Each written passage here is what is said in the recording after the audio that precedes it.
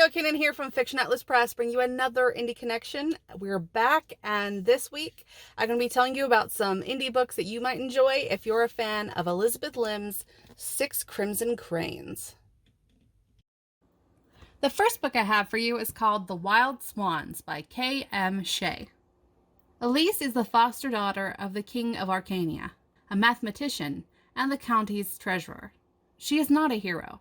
But when her stepmother, a wicked witch, curses Elise's 7 foster brothers, the princes of Arcania, and turns them into swans, Elise is the only one who can save them.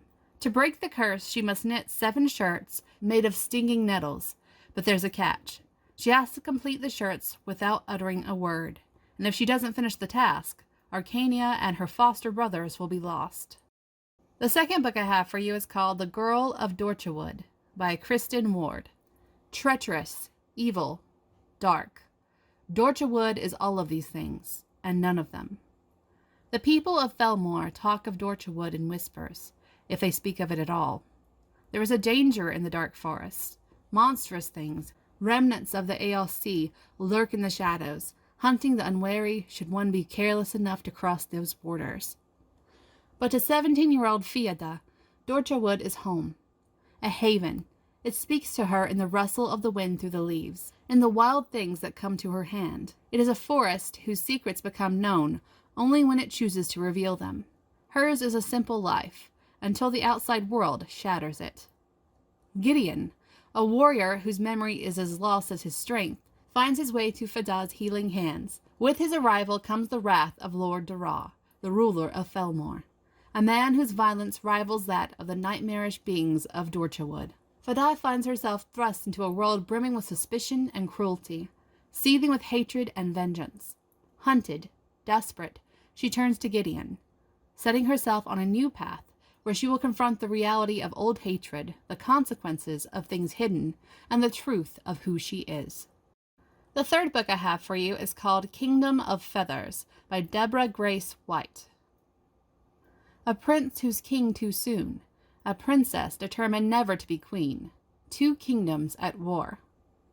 Princess Wren is not the crown princess. Everyone else might think her 6 older brothers are dead, but she knows the truth. They're very much alive, and her oldest brother will absolutely assume the throne, once he becomes a little less feathered and beaky. The trouble is, that requires Wren to fulfill the terms of the curse that transformed her brothers into swans, which means she can't speak a word to a living soul. For 6 years. Prince Basil wants to become king at 18, about as much as he wants to inherit the war that's burdened his kingdom for 6 long years.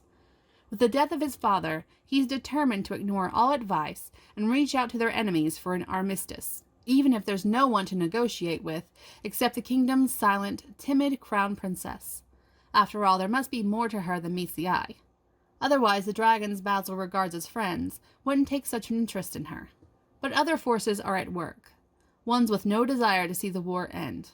If Wren and Basil want to save their people from further loss, they'll have to learn to trust each other, because the only way to uncover their true enemies might be to embrace the ones they thought they knew.